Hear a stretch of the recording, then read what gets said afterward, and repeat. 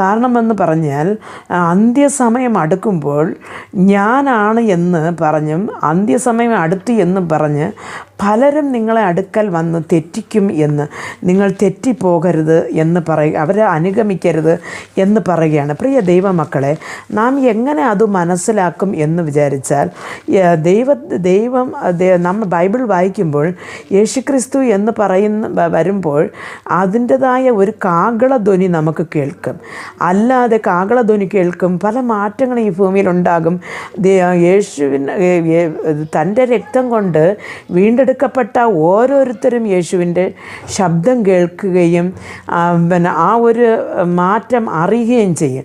മറ്റുള്ളവർക്കാണ് അറിയാൻ പറ്റാത്തത്. ആയതുകൊണ്ട് പ്രിയ ദൈവമക്കളെ, ഇതാ സമയമെടുത്തു, ഞാൻ ക്രിസ്തുവാണ് എന്ന് വിചാരിഞ്ഞ് ആര് നിങ്ങളടുത്ത് വന്ന് പറഞ്ഞാലും നിങ്ങൾ അവരെ അനുഗമിക്കരുത് എന്ന് പറയുന്നു.